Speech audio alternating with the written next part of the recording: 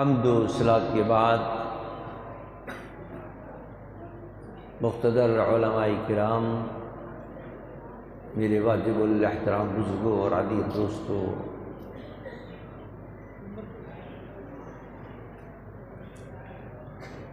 جامعہ فیضان مصطفیٰ کے طلباء کی آج دستار بندی بھی ہے اور تقسیم اسناد بھی ہے۔ اس سلسلے میں یہ ایمان افروز محفل سجی ہوئی ہے۔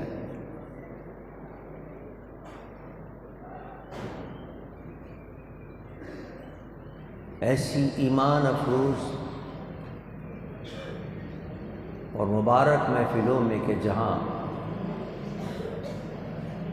قرآن کا ختم ہو، قرآن کا ذکر ہو، صاحب قرآن کا ذکر ہو،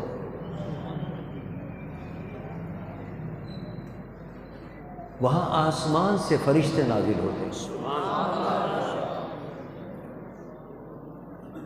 خوش نصیب ہیں وہ جو یہاں اس وقت محفل میں موجود ہیں۔ جو نہیں آئے ان کے شکوہ کرنے کی کوئی ضرورت نہیں، ان کی قسمت میں نہیں تھا، اور کوئی افسوس بھی کرنے کی ضرورت نہیں، اس لیے کہ جتنے لوگ ہیں یہاں ان سے کہیں زیادہ فرشتے آسمان سے موجود ہیں۔ ہم آپ تو گنہگار لوگ ہیں، لیکن فرشتے تو معصوم ہیں، گناہ نہیں کرتے۔ وہ معصوم یہاں موجود ہیں، ایک دو نہیں، کثیر تعداد کے اندر۔ اللہ، ایک صحابی حضور کی خدمت میں حاضر ہوئے،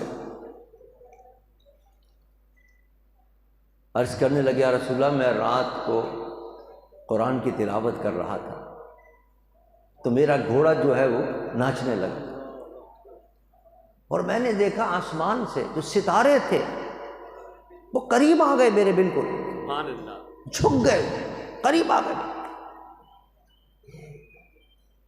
میرے آقا نے فرمایا وہ فرشتے تھے جو نازل ہو رہے تھے قرآن کے، تمہارا قرآن سب کا صبح تک تلاوت کرتے رہتے تو صبح تک وہ اسی طرح موجود رہتے تھے۔ تو جہاں قرآن کا ذکر ہوتا ہے، قرآن کی تلاوت ہوتی ہے، تو وہاں اللہ کی رحمتیں نازل ہوتی ہیں۔ کوئی آئے نہ آئے اس کی فکر کرنے کی ضرورت ہی نہیں ہے، فرشتوں سے یہ محفل بھری ہوئی ہے۔ سبحان اللہ۔ ہاں، البتہ ایک چیز کا ضرور خیال رکھا کریں آپ لوگ کہ جلسہ جلدی شروع ہو اور جلدی ختم ہو جائے۔ ہم اہل سنت والجماعت کے جلسے جو ہیں بہت دیر تک چلتے ہیں، بہت سے لوگ اس وجہ سے بھی نہیں آتے، ارے صاحب ان کا جلسہ تو 12 بجے تک چلے گا، کون 12 تک بیٹھے؟ صبح میں جانا بھی ہے، اپنے کام پہ جانا ہے، نوکری پہ جانا ہے، دکان کھولنا ہے، لہذا کون جائے گا جلسے کے اندر؟ آپ دیگر مسالک کے لوگ جلسے دیکھیں، نماز ختم ہوئی عشاء کی، ایک مختصر تلاوت، لمبی نہیں، اور ایک نعت، اس کے بعد ان کی تقریر۔ اگر 8 بجے نماز عشاء ہو رہی ہے تو 8:20 پر ان کا پروگرام شروع ہو جائے گا اور 9 ساڑھے 9 تک پروگرام ختم۔ اور ہمارے اس وقت مجھے آپ نے بٹھایا تقریر کرنے کے لیے 11:15 بجے، ابھی کون سی تقریر کا وقت ہے؟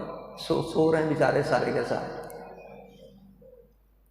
وہ بھی مہربانی کی ہمارے علامہ طاہر محمود صاحب نے مختصر خطاب فرمایا، اور نہیں کہ تو ماشاءاللہ ہمارے اہل سنت کے نامی گرامی تو خطیب ہیں، اگر یہ شروع ہو جاتے تو صبح تک بھی لوگ مزے لیتے ہیں ان کی تقریر کا، اور آپ کو مزہ آتا ہے صاحب اور تقریر کرو۔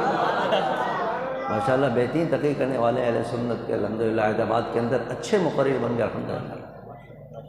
اللہ ان کی علم میں، عمر میں اضافہ فرمائے اور اپنے دین کی خدمت ہے اللہ تبارک و تعالیٰ۔ لیکن اب دیکھیں نا تلاوت کتنی لمبی ہوئی ہے۔ اللہ، حضرت ابن عباس رضی اللہ تعالیٰ عنہ سے کسی نے کہا کہ آپ ہمیں روزانہ آیا کیجئے درس دینے کے لیے، روزانہ ہمیں کچھ سبق سنایا کیجئے اور تقریر کیا کیجئے۔ آپ نے فرمایا اگر میں روزانہ آؤں گا تو تم پریشان ہو جاؤ گے. اتنا لوگوں پر بوجھ ڈالو جو وہ برداشت کر سکے. میں ہفتے میں 1 مرتبہ آؤں گا زیادہ. یعنی آپ دیکھیں کہ دینی علم بھی دینے کے لیے انہوں نے کہا زیادہ نہیں. ہاں اگر شوق لوگ کو تو پھر بے شک آپ ان کو روزانہ درس دیں، لیکن شوق نہیں آج کل لوگوں میں، تو ان کو دیکھ کر، ان کے شوق کو دیکھ کر پھر ہمیں پروگرام رکھنا چاہیے. اب جب شوق نہیں ہے لوگوں کا، ہم 12 بجے تک پروگرام چلائیں گے، لوگ نہیں آئیں گے. 8 بجے 8:30 بجے پروگرام شروع ہو، 9:30 بجے ختم ہو جاتی ہے، کتنے لوگ آتے ہیں؟ ایک تو اس کا ہمیں خیال رکھنا چاہیے اہل سنت والجماعت کی جلسوں. ماشاءاللہ اس مسجد کے اندر ہمارے محترم ابراہیم چشتی صاحب ذکر فرما رہے تھے کہ الحمدللہ شروع سے آنا رہا، جب سے اس کی نئی تعمیر کا آغاز ہوا اس سے بھی، اور اس کی پرانی جب تعمیر شروع ہو رہی تھی اس وقت بھی الحمدللہ میں اور میرے والد گرامی تشریف لائے تھے اور یہاں اس کا آغاز کیا تھا اس کا. تو ہم بھی یوں سمجھیے اس ثواب میں شامل ہو گئے. اس مسجد کی تعمیر میں آپ نے حصہ لیا. جن جن لوگوں نے حصہ لیا، تعاون کیا، وہ بھی ثواب میں شریک ہیں. جو چلا رہے ہیں وہ بھی ثواب میں شریک ہیں. ہمارے چشتی صاحب ماشاءاللہ، ہمارے اتھر یہاں کے ناظم اعلیٰ ماشاءاللہ، انہوں نے اپنی کارکردگی دکھائی ہے کہ اب چند مہینوں کے اندر، پچھلے سال جہاں ہم آئے تھے تو ایک بچہ سے 5 پارے پڑھے ہوئے تھے، اس نے حفظ کیے تھے، اور اب ماشاءاللہ 4 بچے حافظ قرآن ہو گئے. کتنی بڑی کارکردگی ہے ماشاءاللہ ان کی. ان کو بھی میں مبارکباد دیتا ہوں. چشتی صاحب تو ہیں ماشاءاللہ مبارکباد کے مستحق، ماشاءاللہ بڑی جاں فشانی کے ساتھ اور بڑی محنت کے ساتھ اس دارالعلوم کو چلا رہے ہیں، اس مسجد کا انتظام انتظام کر رہے. اللہ تعالیٰ ان کو اس کی بہترین جزا عطا فرمائے. قرآن کی جو خدمت کرے گا وہ اپنی دنیا بھی سنوار لے گا اور آخرت بھی سنوار لے گا. قبر کا بھی اس کے بندوبست ہو گیا اور اس کے آخرت کا بھی، اور حشر کا بھی بندوبست ہو گیا. اب دیکھیے یہاں چونکہ وقت نہیں تقریر کا، تو میں اپنی ایک بات عرض کر کے ختم کرتا ہوں. چونکہ یہاں سے آج مہینہ ہے، چونکہ یہ رجب شریف کا مہینہ ہے، وضو کی معراج کا مہینہ ہے، اور طلباء یہاں سے قرآن کا علم حاصل کر کے جا رہے ہیں. تو لہذا قرآن کا علم اور اس کا معراج سے کیا تعلق ہے، صرف ایک بات عرض کرتا ہوں تاکہ معراج شریف کا ذکر بھی ہو جائے اور قرآن کا ذکر بھی ہو جائے. دیکھیے یہ معراج کا واقعہ تو آپ نے پورا سنا ہوگا. رات کو جبرائیل امی آئے، حضور کو جگایا، براق پہ سوار کیا، راستے میں کوہ طور آیا، وہاں کہا کہ یا رسول اللہ یہاں ٹھہریے، 2 رکعت نماز ادا فرمائی. حضور نے 2 رکعت نماز ادا فرمائی. راستے کے اندر ایک اور جگہ آئی، وہاں یہاں ٹھہری، یہاں بھی 2 رکعت. یہ کون سی جگہ ہے؟ یہ یثرب ہے. پرانا نام مدینہ منورہ کا یثرب ہے. یہ مدینہ منورہ، یہاں آپ ہجرت کر کے تشریف لائیں گے. یہاں بھی حضور نے 2 رکعت نماز ادا کی. پھر حضور آگے تشریف لے گئے، اترے. یہ کس کی قبر ہے؟ حضرت موسیٰ علیہ السلام. حضور وہاں اترے، وہاں بھی حضور نے 2 رکعت نماز ادا فرمائی. اس کے بعد پھر آپ مسجد اقصیٰ گئے. اس میں بڑے راز ہیں، یہ سب باتیں میں چھوڑ رہا ہوں. مسجد اقصیٰ گئے. مسجد اقصیٰ میں پوری صفیں تیار تھے، صفیں تیار. اور صفوں میں کون تھے؟ ہم جیسے، آپ جیسے عام لوگ نہیں تھے، گنہگار لوگ نہیں تھے. سارے نبی اور رسول جمع تھے. حضرت آدم علیہ السلام سے لے کر حضرت عیسیٰ تک جتنے انبیاء ہیں وہ سارے صفوں میں کھڑے ہوئے. نبی اور رسولوں کے علاوہ کوئی نہیں تھا. امامت کا مصلی خالی تھا. اب امامت کے مصلی پر کس کو بڑھائیں آگے؟ شریعت کا مسئلہ ہے. علماء سے پوچھے، علماء موجود ہے. شریعت کا مسئلہ یہ ہے کہ صف میں جتنے علماء کھڑے ہوں، جتنے لوگ کھڑے ہوں، ان میں جو سب سے زیادہ عالم ہوگا وہ امامت کے مصلی پر کھڑا ہوگا. یہ شریعت کا مسئلہ. علماء سے پوچھ لیجیے. مولانا تشریف فرمائیں طاہر محمود اعوان صاحب. جو سب سے زیادہ عالم ہوتا ہے وہ امامت کے مصلی پر کھڑا ہوتا ہے.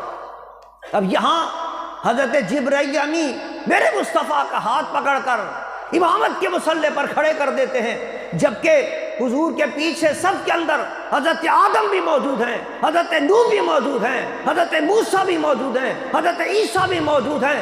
ان تمام انبیاء کی امامت نبی کر رہے ہیں۔ پتہ چلا سب نبیوں سے زیادہ مصطفیٰ کا علم زیادہ ہے۔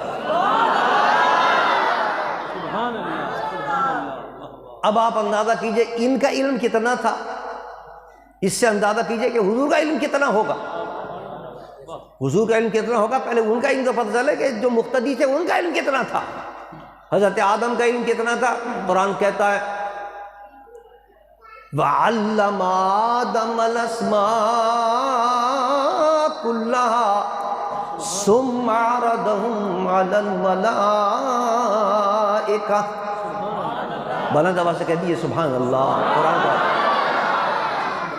اللہ کہتا ہے ہم نے تمام کائنات کے جتنی چیزیں ہیں ان سب کے نام حضرت آدم کو سکھا دیا تھا۔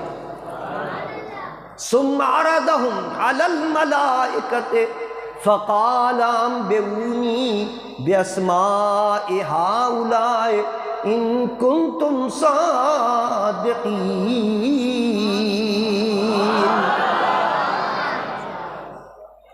آدم کو سارے سکھا دیے، پوری کائنات سب نام بتا دیا، اور پھر کہا فرشتوں سے بتاؤ اس کا نام کیا ہے، اس کا نام کیا ہے۔ انہوں نے کہا لا علم لنا الا ما علمتنا، اللہ ہمیں تو نہیں پتہ اس کا نام۔ حضرت آدم سے پوچھا، حضرت آدم نے بتانا شروع کر دیا نا اس کا یہ نام ہے، اس کا یہ نام ہے، اس کا یہ نام۔ اب آپ اندازہ کیجیے زمانے کے اندر پورے جہاں کے اندر کتنی چیزیں ہیں اور کن کن چیزوں کا علم، اور صرف نام نہیں، علماء فرماتے کائنات کے تمام علوم اللہ تبارک و تعالیٰ نے حضرت آدم کو عطا فرما دیا تھا۔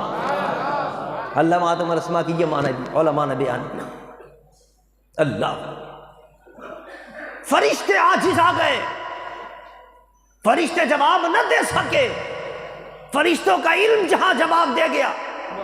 حالانکہ فرشتوں کے اندر حضرت جبرائیل بھی وہاں موجود تھے نا، ان فرشتوں کے اندر حضرت میکائیل بھی وہاں موجود تھے، حضرت اسرائیل بھی موجود تھے جو سب کی روکت کرتے ہیں، لیکن سارے فرشتے جواب دے گئے ہمیں علم نہیں ہے۔ جہاں فرشتوں کا علم جواب دے جاتا ہے وہاں سے حضرت آدم کا علم شروع ہوتا ہے، اور جب آدم کی حمایت میرے مصطفیٰ کر رہے ہیں تو اندازہ کیجئے کہ مصطفیٰ کے علم کا کیا عالم ہے۔ نعرہ تکبیر، نعرہ رسالت، نعرہ ختم نبوت۔ پھر حضرت آدم سے ساتھ تھے، ان کے برابر میں کھڑے ہوئے تھے، ان کے ساتھ کھڑے ہوئے تھے حضرت عیسیٰ علیہ السلام، اور حضرت عیسیٰ کی شان کیا ہے؟ قرآن کہتا ہے وَأُنَبِّئُكُم بِمَا تَأْكُلُونَ وَمَا تَدَّخِرُونَ فِي بُيُوتِكُمْ۔ حضرت عیسیٰ فرماتے ہیں جو تم اپنے گھروں سے کھانا کھا کر آتے ہو وہ بھی مجھے پتہ ہے، میں بتا دوں گا گھر میں تم نے کیا کھانا کھایا تھا۔ وَمَا تَدَّخِرُونَ فِي بُيُوتِكُمْ، اور گھر میں جو کچھ ذخیرہ کر کے چھوڑ کر آتے ہو مجھے وہ بھی پتہ ہے، وہ بھی میں بتا دوں گا گھر میں کیا چھوڑ کر آتے ہو۔ کتنا وسیع اللہ نے حضرت عیسیٰ کو عطا فرمایا، لیکن وہ بھی پیچھے کھڑے تھے، ان کو بھی آگے نہیں بڑھایا۔ وہ امامت کے مصلی پر وہ بھی نہیں تھے، بلکہ حضور امامت کے مصلی پر آئے۔ پتہ چلا حضرت عیسیٰ کو اللہ نے جتنا علم عطا کیا اس سے زیادہ میرے مصطفیٰ کو علم اللہ نے عطا فرمایا۔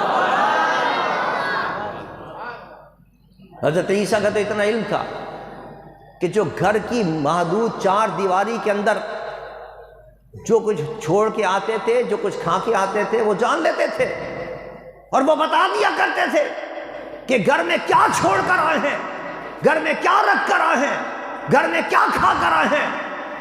حضرت عیسیٰ علیہ السلام بتا دیا کرتے تھے، لیکن میرے مصطفیٰ کو اللہ نے کتنا وسیع علم عطا فرمایا۔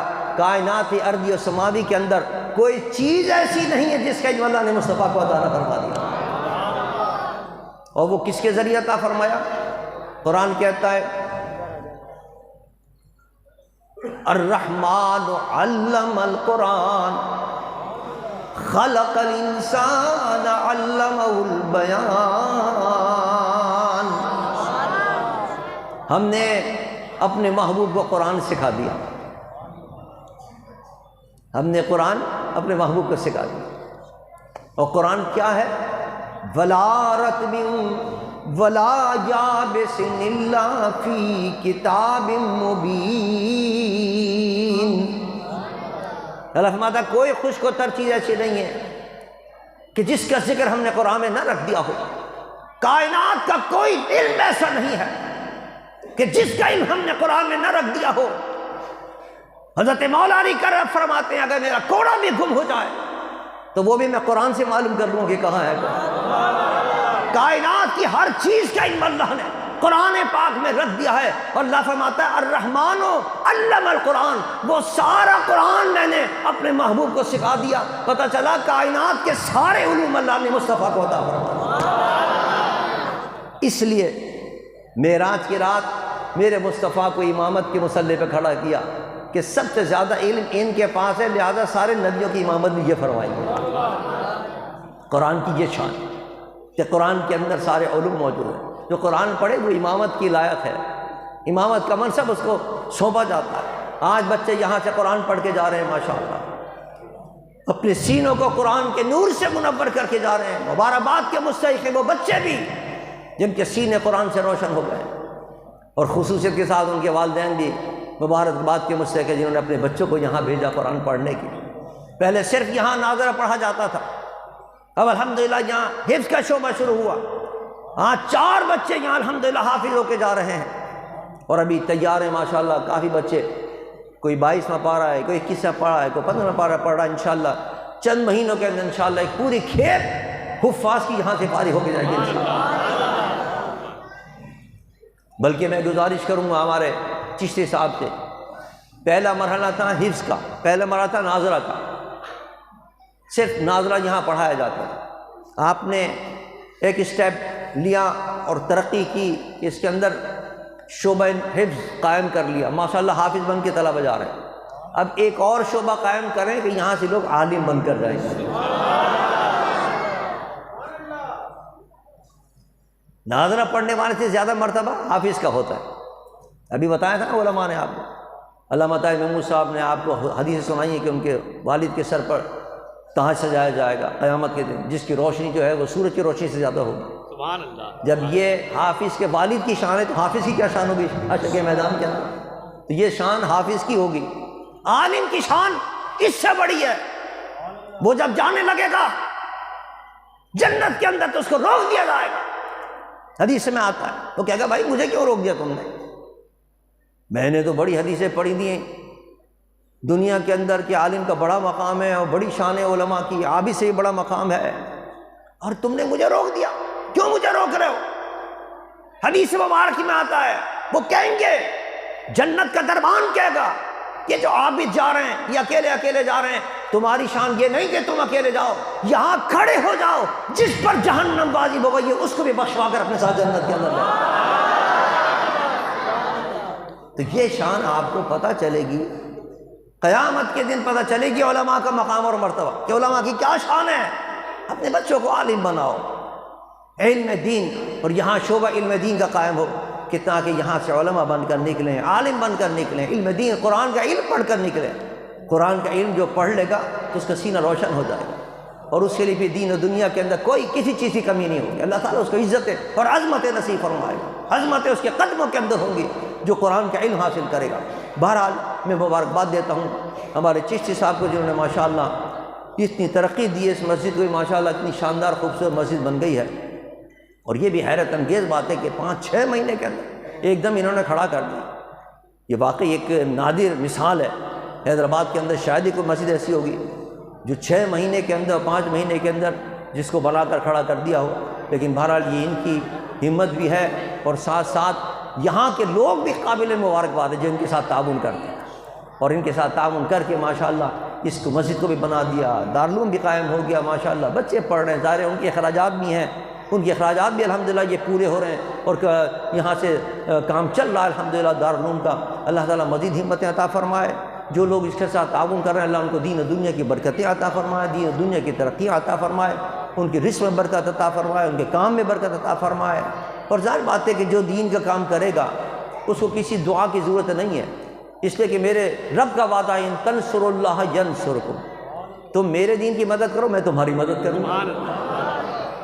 یہ اللہ کا وعدہ ہے، یہ کسی دنیاوی کسی سیاستداں کا وعدہ نہیں ہے کہ صبح کرے اور رات کو پھر جائے، شام کو پھر جائے، نہیں، بلکہ اللہ کا وعدہ ہے۔